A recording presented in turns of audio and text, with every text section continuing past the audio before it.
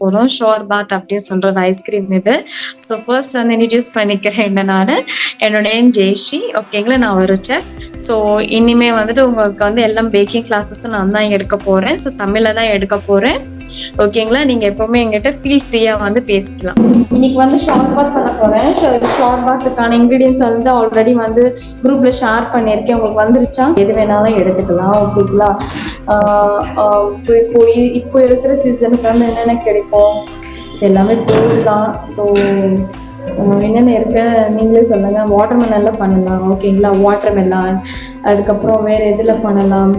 ஸ்ட்ராபெரியில பண்ணலாம், மேங்கோவில் பண்ணலாம். ஸோ அதுக்கேற்ற மாதிரி சீசன்ஸ்க்கு ஏற்ற மாதிரி நம்ம வந்து பண்ணலாம். பட் இன்னைக்கு நான் என்ன எடுத்திருக்கேன் அப்படின்னு பார்த்தீங்கன்னா பப்பாயா எடுத்திருக்கேன். இன்னைக்கு கேட்கலாம் என்ன மேம் பப்பாயா அப்படின்ட்டு.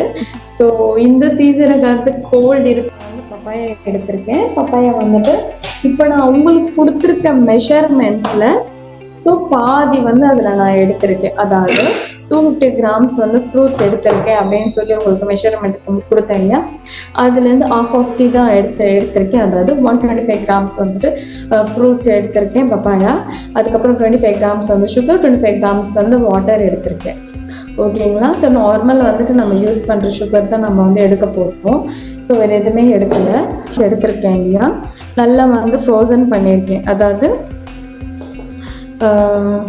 டீப் ஃப்ரிட்ஜரில் பீசஸாக கட் பண்ணி டீப் ஃப்ரிட்ஜரில் போட்டு வச்சுருக்கேன். பாருங்கள், நான் எடுத்து காட்டுறேன். ஸோ பாருங்கள், ரொம்ப ஃப்ரீஸ் ஆகிருக்கு. தெரியுதா உங்களுக்கு ஃப்ரீஸ் பண்ணது? தெரியுதா? ஸோ இதுதான் ஃப்ரீஸ் பண்ணியிருக்கேன். ஸோ இப்போ ஃப்ரீஸ் பண்ணதை வந்துட்டு நான் கிரைண்ட் பண்ணிக்க போகிறேன். மிக்சி ஜாரில் போட்டு நல்லா பியூரியாக நான் ஆக்க போகிறேன். இதுதான் வந்துட்டு ஃபர்ஸ்ட் ப்ராசஸ். இது வந்து ஓவர் நைட்டில் நீங்கள் வந்து ஃப்ரீஸ் பண்ண வேண்டியதாக இருக்கும். இல்லை நீங்கள் இந்த டைமுக்கு நீங்கள் பண்ணுறீங்க, ஈவினிங்க்கு பண்ணுறீங்க அப்படின்னா காலையிலேயே வந்து ஃப்ரீஸ் பண்ணால் போதும். ஓகேங்களா. நான் வந்துட்டு கிளாஸ் எடுக்கிறதுனால காலையில் ஃப்ரீஸ் பண்ணி வச்சுருக்கேன். நீங்கள் வந்து மத்தியானம் சாப்பிடணும், இல்லைன்னா வந்துட்டு 11 o'clock அந்த மாதிரி பண்ணி சாப்பிடணும் அப்படின்னா நீங்கள் வந்துட்டு எப்படியும் இந்த ஃபுல் ப்ராசஸ் வந்து 24 hours ஆகும். ஓகேங்களா. ஃபுல் ப்ராசஸ் 24 hours ஆகும். ஃபர்ஸ்ட் வந்துட்டு தெரியுதா உங்களுக்கு? விசிபிள் ஆகுதா? விசிபிள் ஆகலைன்னா சொல்லுங்க. ஓகே.